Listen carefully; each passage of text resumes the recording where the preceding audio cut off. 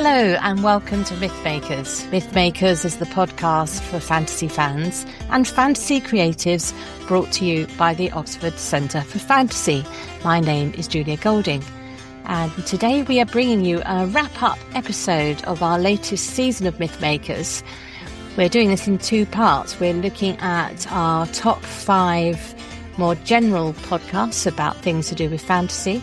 And then next week, we'll be looking at our top 5 episodes in our Lord of the Rings sidecast as we read our way through the Fellowship of the Ring. Now, coming in at number 5 is the episode I did with my frequent podcast partner, Jacob Rennaker, where we discussed our verdict of the film The War of the Rohirrim. This came out during the winter, and it was a cartoon treatment of that part that they had dug up from the appendices in Return of the King. So have a listen to see what we made of that particular film. We're used to talking in terms of Tolkien about the elven cultures who have these sort of centuries and centuries of ages of history, but Rohan is like the new kid on the block. But to them, they feel old. Their culture is already old. So it's an I like that, different perspectives of different cultures. All that is great fun. And that's one of the richness of Tolkien. So in terms of the Rohan perspective on this in the story, the voiceover is given by Miranda Otto, who is Éowyn in the Lord of the Rings films. So it is a kind of back in the mists of time. This is the story of the Shield Maiden, which of course is the basis of her character. She refers to herself being a Shield Maiden.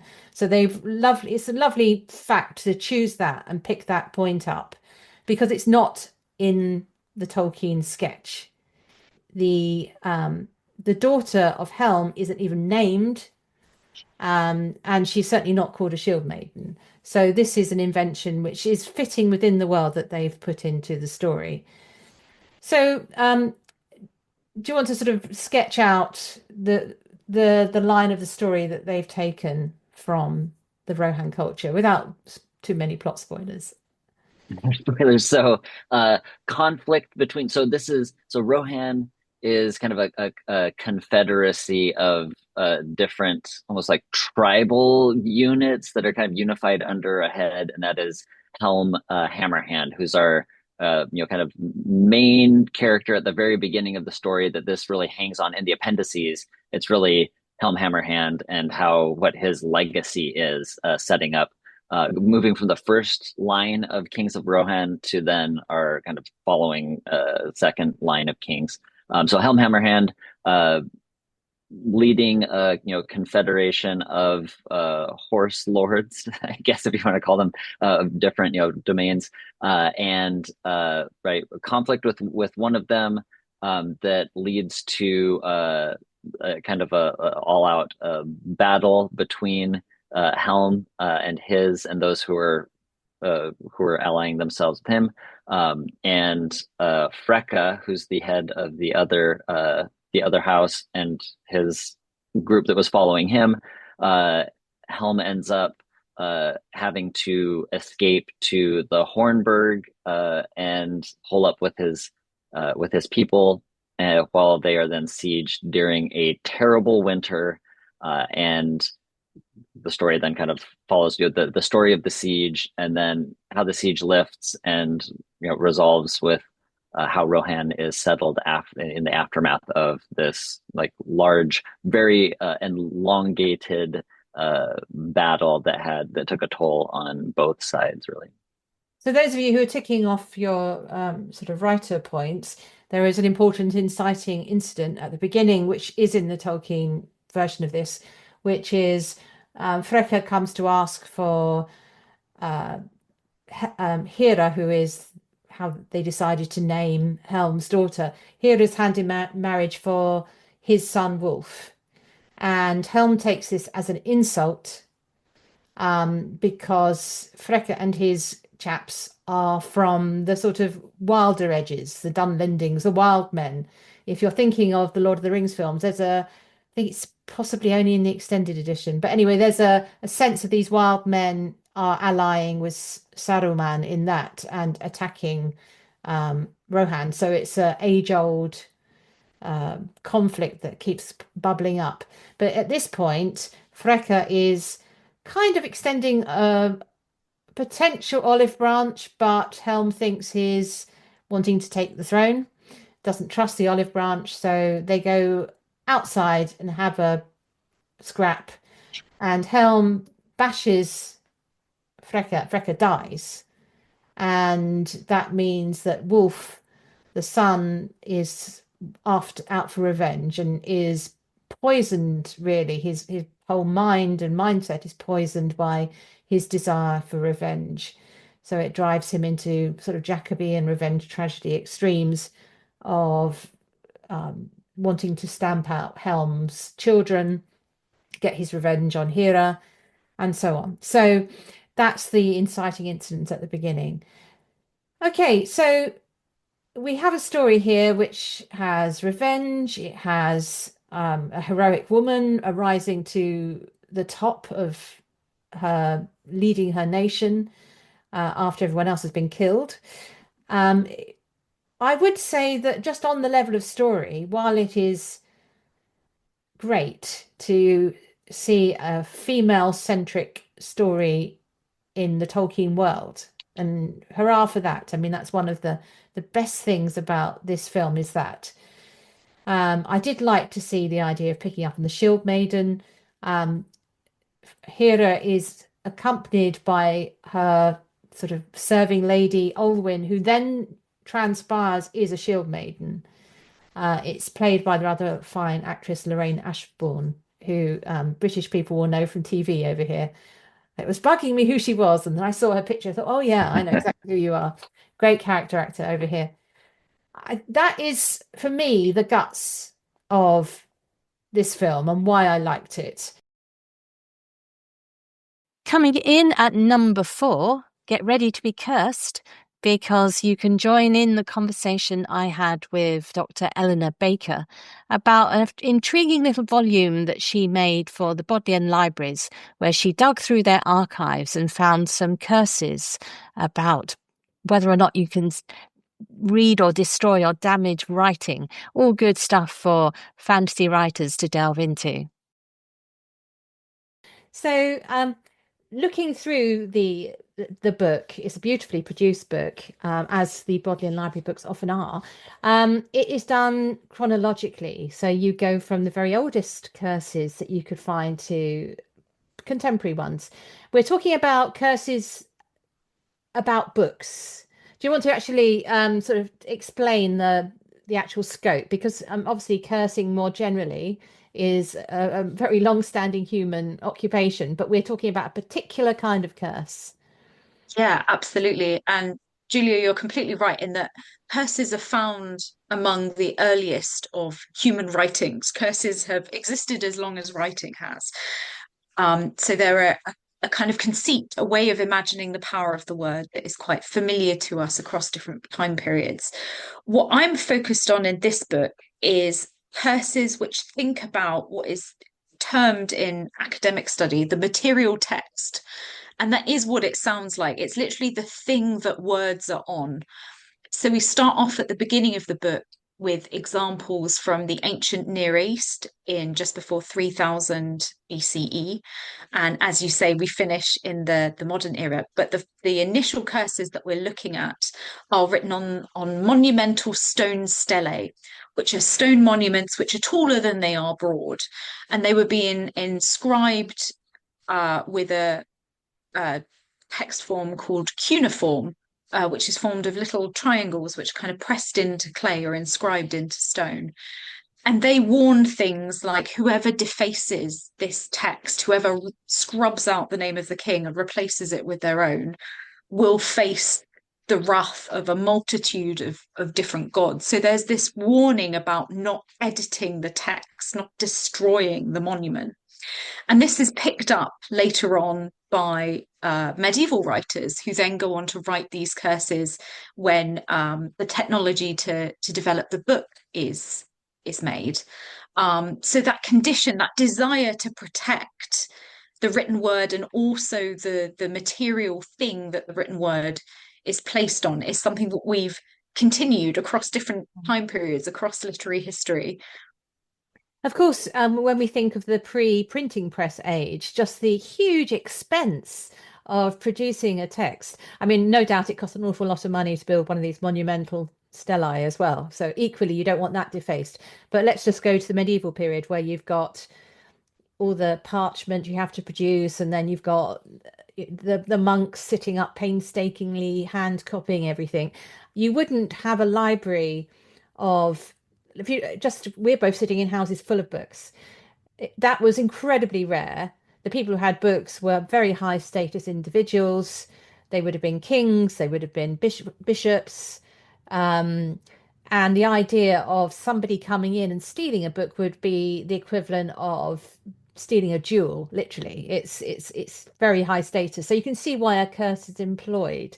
One of the things that came up again and again in the curses you found in the medieval period was the anathema curse. Do you want to talk a little bit about words that become almost like a magic spell curse? Yeah, absolutely. You've really kind of struck at the heart of medieval curses there. You're completely right to identify that manuscripts made of parchment sheets, later paper sheets, bound in leather, sometimes really richly decorated in and of themselves as well. They might have kind of these elaborate gold settings with jewels literally on the front cover. So they become this form of treasure. But they're also treasuries in a different way, and they're kind of word treasuries, Mm. because often these books were produced, as you identify, in scriptoria, so the writing rooms of monks and nuns. They were likely to contain theological or devotional texts.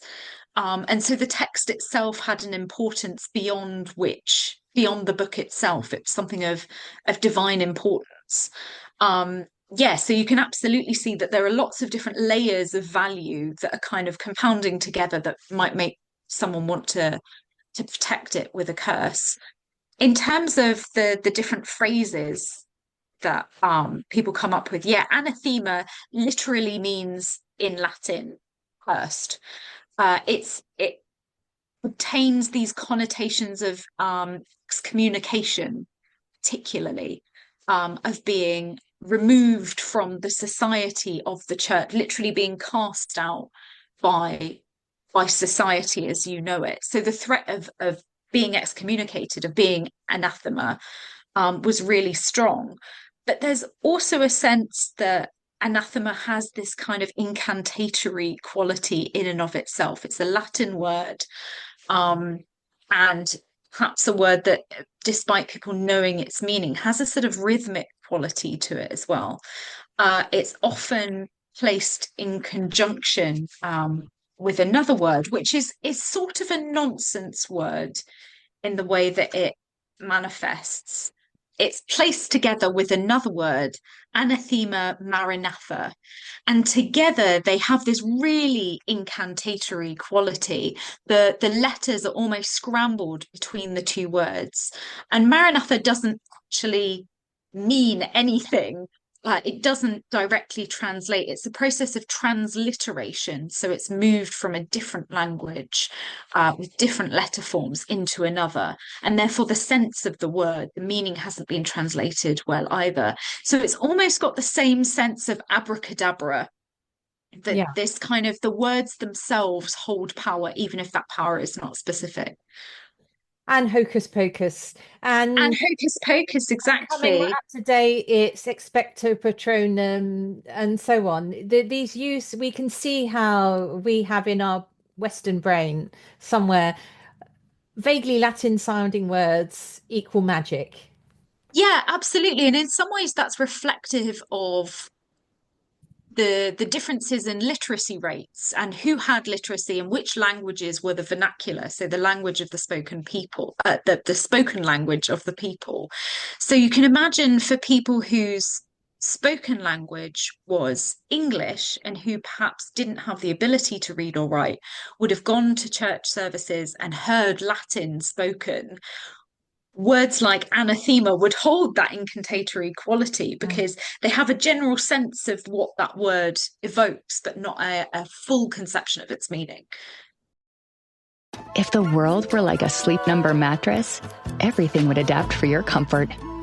Because as your life changes and your body changes, Sleep Number mattresses adapt and shift to give you personalized comfort night after night. And now it's the final days of our Everything's on Sale event. Save up to $1,200 on mattresses. Our Memorial Day event ends Monday. To experience a whole new world of comfort, visit a Sleep Number store or go to sleepnumber.com. Sleep Number, to a good life's sleep. And in third place, we return to Jacob and I discussing things to do with the Inklings. And in this episode, we took a close look at The Discarded Image, which is a book C.S. Lewis put together towards the end of his life based on lectures he gave to undergraduates, helping them get inside the medieval mindset. So you have to imagine that C.S. Lewis gave this first as a series of lectures, as Jacob said. He was faced with rows upon rows of students who were pitching up at Oxford and then Cambridge, who had come with a modern mindset of science. Things had been set out into space. They knew how big the universe was, or had an inkling of it anyway. I think it's got bigger since. And he felt there was a need to give them a guide to how people before the modern times thought, because so much was being missed when students were reading medieval literature. And right towards the end of his life, he compiled these lectures into a book called The Discarded Image. Rather poignantly, the prologue is written in 1962, and the book is published in 1964. And 1963, the intervening year, is the year in which he dies. So it's very much something that comes out right at the end of his career. Okay, so that was the purpose of this book. Just so you can sort of feel what it's like to read, it is a scholarly book. And there are large chapters on things like the Latin writers that the medievals were reading, who aren't on any present day bestseller list. People like Plotinus, Boethius, who I think is probably, I certainly knew a bit more about him.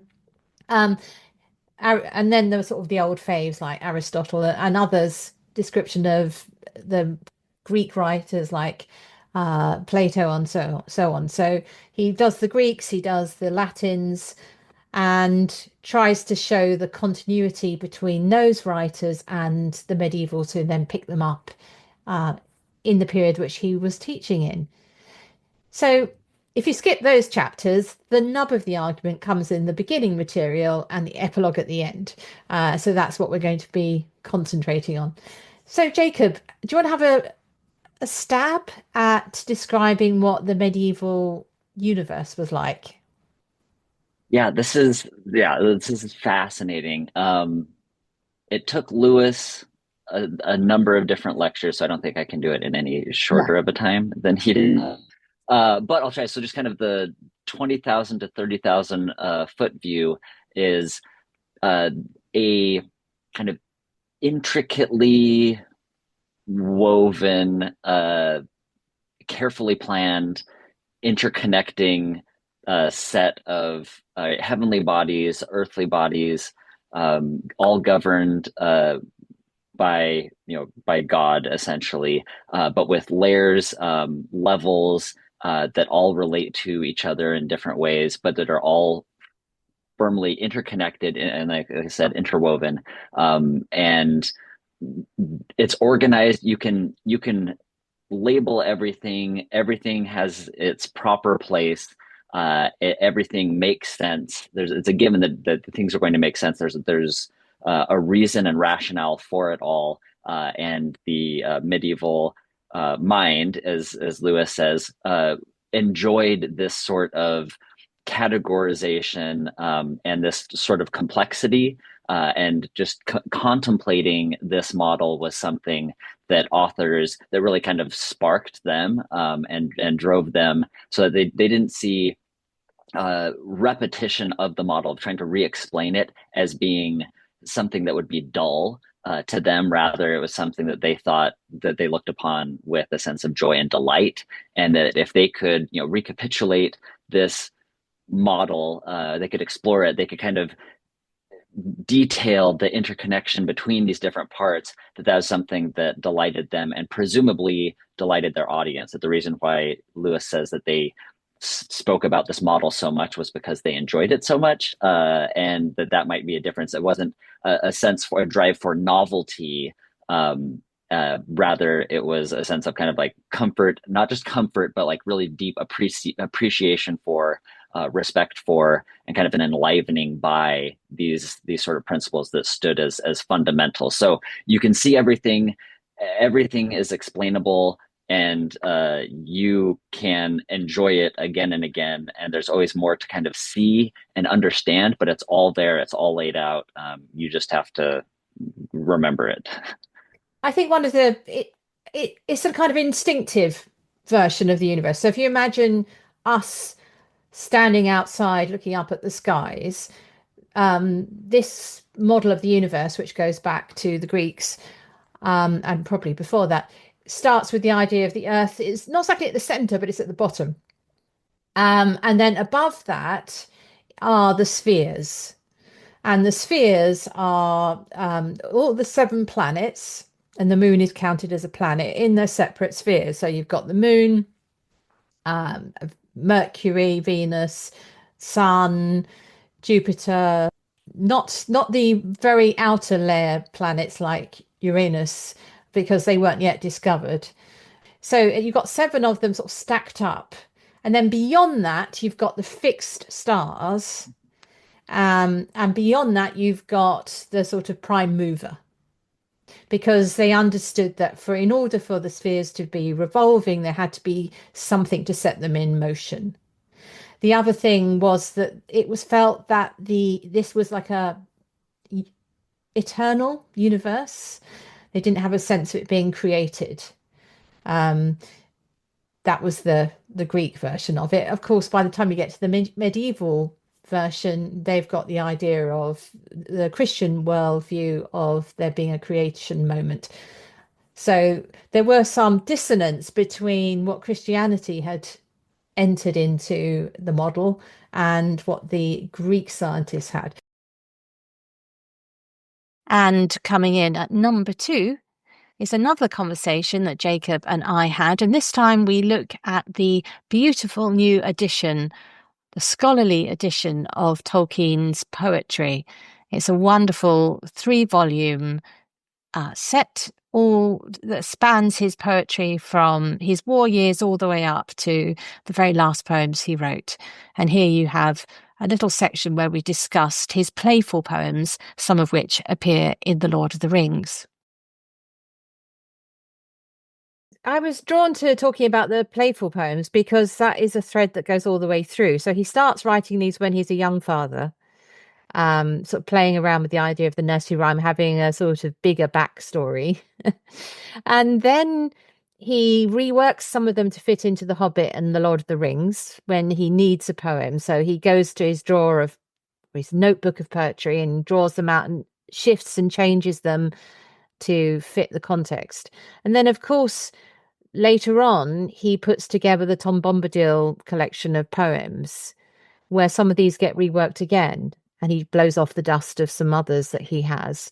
And then, of course, he does publish that volume of poetry during his lifetime. So I would say he hoards poetry like a dragon and polishes them up for display at the right moment.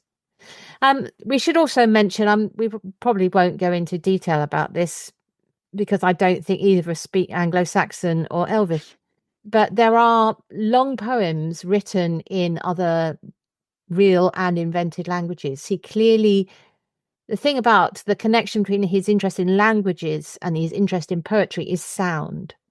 That these sound wonderful, even if you don't know what they are saying. The translations provide a wonderful insight into what's going on, but in a way you don't need that because it's the sound of them that is so intoxicating.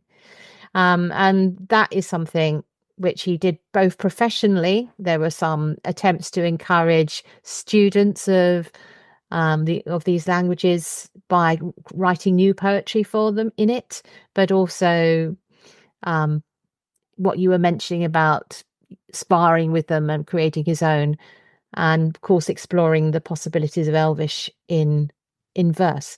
So there's that area in the book as well. So if you're interested in this, do dip into those sections of the 3 volumes. By the way, it's very clearly signposted. Each volume has all the poems listed at the beginning. You just need to look down, find the one you want to follow and go to it. It's very clearly signposted. Anyway, what I want to talk about now is how so many of the poems of that early period start in one context and get dragged into the Middle-earth context. I've got a couple in mind, but was there anywhere you followed the footnotes and thought this is a really interesting evolution, giving insight into his thinking? Yeah, the earliest one that really where I realized that this was going to take me a lot longer than I thought it was getting into the thick of the footnotes for the grimness of the sea, later, titled The Tides, later titled Sea Chant of an Elder Day, finally titled The Horns of Ylmir or Ulmo. So you see, it's a poem that starts about just his feelings about the coast and the ocean against the shore. That's what it initially was, but then through these successive kind of iterations, revisitings, reworkings, it becomes a poem about a song of 74 lines that Tuor makes for Arundel. So it goes from just musings, kind of just capturing his feelings, staring at the coast, to then being fully incorporated into his legendarium in this, epic poem, essentially, that's fully, embodied by some of the characters that he's created here, and actually done in their, voice and from their perspectives, to fit consistently within his larger legendarium. So that was the one that for me kind of, that kind of changed. You see it, no pun intended, ebbing and flowing from his, between all of these different versions and all of the different individual, strike throughs and edits and reworks. So that one, that was probably the one for me that was the earliest on, that just kind of signaled to me like, okay, here's, like you said, he's hoarding these ideas that he has. I don't know if like hoarding, I'd say maybe, I love that image. I'd say for him, it's kind of like, cultivating. If gold was living, which the dwarves would say it is, so I don't want to say that gold, it doesn't actually have life. But it's, he's kind of storing these away and then like bringing them out, not just like to polish them, but to kind of like water them and see if there's something that he can add to or join to this larger kind of organic organism, this world that he's creating. Is this something that he can transplant from this original context, and will it survive if given the proper care and feeding in this new world legendarium? Because I think he assumes that the legendarium has been kind of essentially a constant his whole life, and so anything that he's created possibly has roots or connection. It's all watered by the same rain and enlivened by the same sun that's he's been experiencing his whole life. And so I think that's why he sees it as that he could just like rifle through his file cabinet and say, here's a poem about any of these things, and he would actually look at it and take it seriously as something that could possibly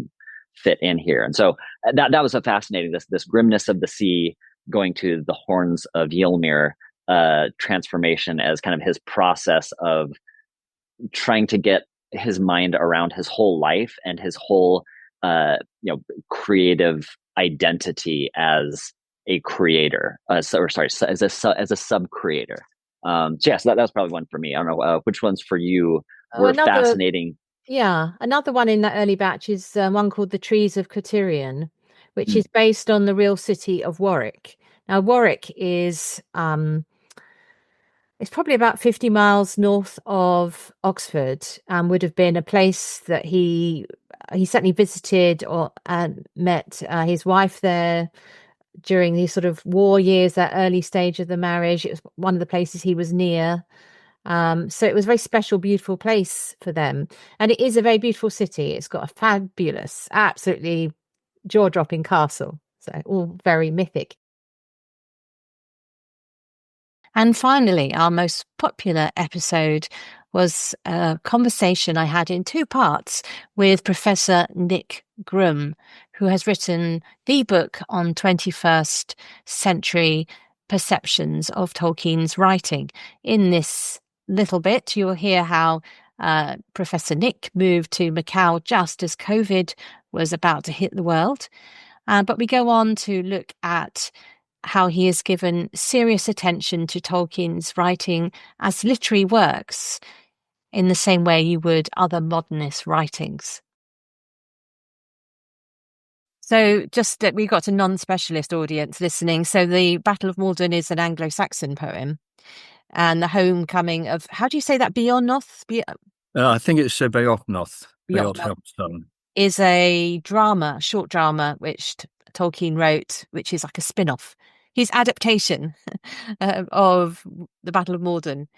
So that's absolutely fascinating. So I noticed you said you moved in 2020. Am I wrong in thinking you were butting up against COVID when you moved? Within 2 weeks, COVID had followed me here, and indeed was spreading around the world. So it wasn't the happiest of times, but we made it. Tough beginning.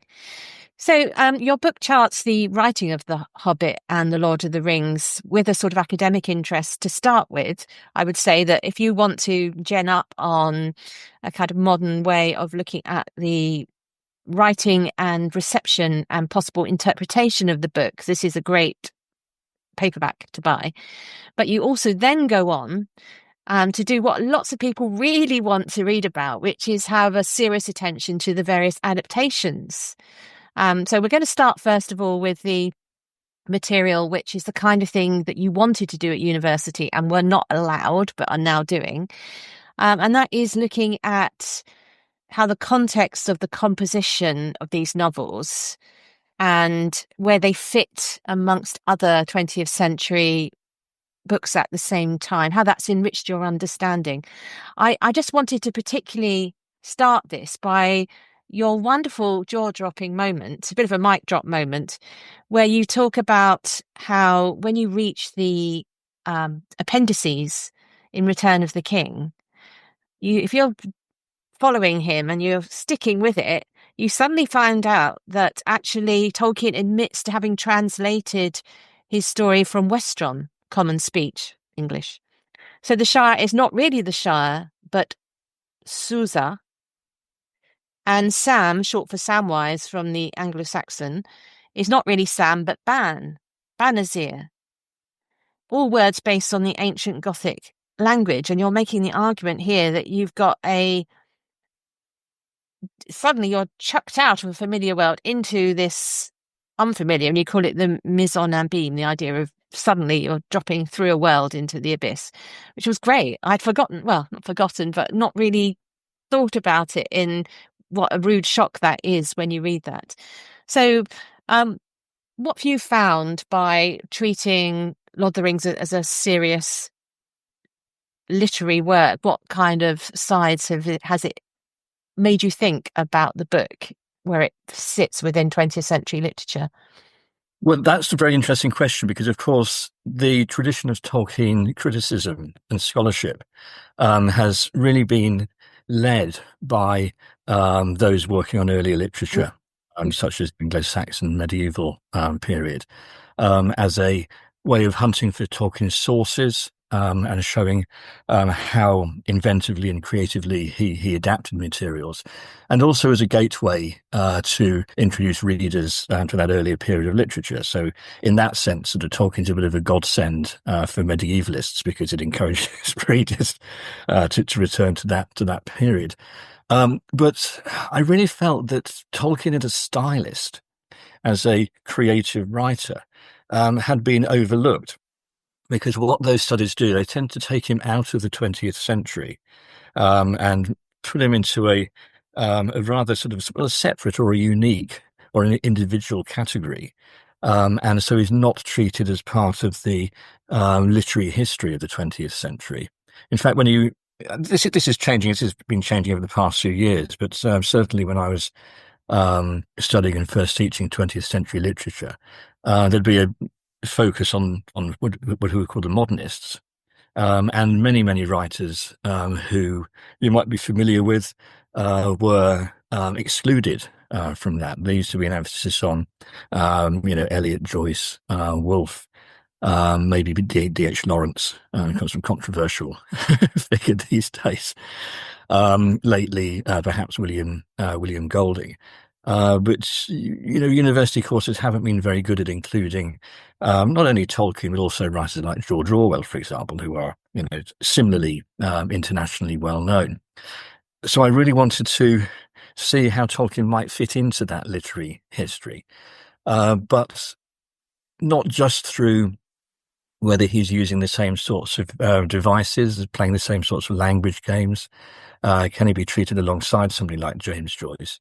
But really to delve further into the way he writes and his particular strengths as a writer. I really believe in the value of literature, and I think that's something that for many critics, this is sort of something which is seen as I don't know, being unfashionable or ideological or whatever.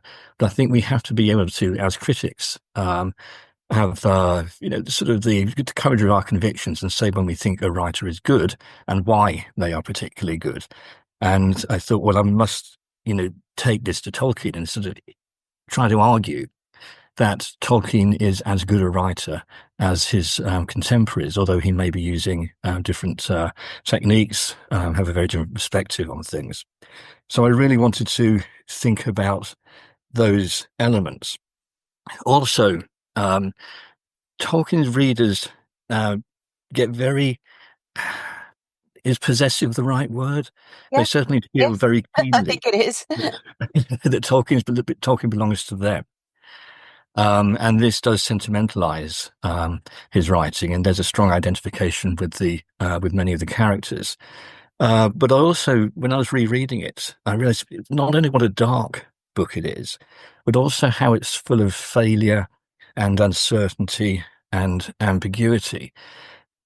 One of the things that interests me is that Tolkien is described as a world builder. And of course, he has this fantastic linguistic foundation for Middle-earth. He produced maps, which Christopher Tolkien, his son, then drew. He has things like the family trees, the genealogies, even heraldry. He was an artist as well.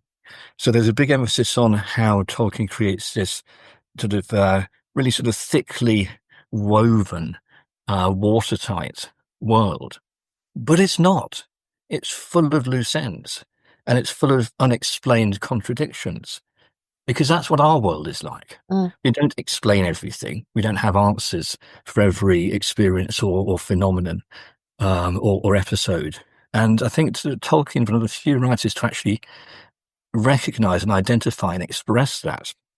He's really, really good at presenting loose ends, but in a way that you don't necessarily notice them. So an obvious example is Tom Bombadil, who simply does not fit in the story. I mean, he is from another world. The ring has no effect on him. He's not interested in it. He has that lovely line when Frodo says, well, why didn't we leave the ring with Tom Bombadil? And Gandalf says, well, he'd just lose it. He's got no interest in these things. Independently, Tolkien did say that, Bombadil does not fit. He's an inexplicable element of the world. He was writing about Tom Bombadil before he wrote Lord of the Rings, and he continued to write about Tom Bombadil after Lord of the Rings, but not in a way that really enhances our understanding of Lord of the Rings, except to demonstrate that we're only getting a partial view of this world. We only get a partial view of Middle-earth. We're not seeing the whole of Middle-earth. A more, I think, subtle example would be the fox that sees Frodo and Sam as they're leaving the Shire. And all of a sudden, you're in the mind of this fox who's thinking, isn't it strange that these hobbits are out at this time of night? And then Tolkien says, well, why they were out, the fox never learnt. And so we suddenly realize that sort of foxes are sentient. They're having their own experiences. They're looking at the world in a particular sort of foxy way. And so you get a perspective on things that doesn't explain the story, but it deepens it by showing us there are things that we're not understanding and there are things that aren't being explained. Thank you for listening to our wrap-up episode, and we look forward to seeing you when we return after the summer with a whole new series of Mythmakers.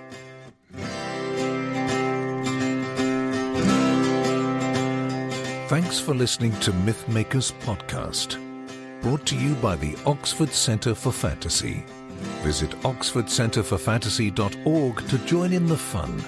Find out about our online courses, in-person stays in Oxford, plus visit our shop for great gifts. Tell a friend and subscribe wherever you find your favourite podcasts worldwide.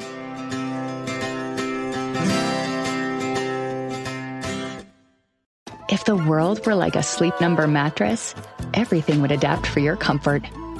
Because as your life changes and your body changes, Sleep Number mattresses adapt and shift to give you personalized comfort night after night. And now it's the final days of our Everything's on Sale event. Save up to $1,200 on mattresses. Our Memorial Day event ends Monday.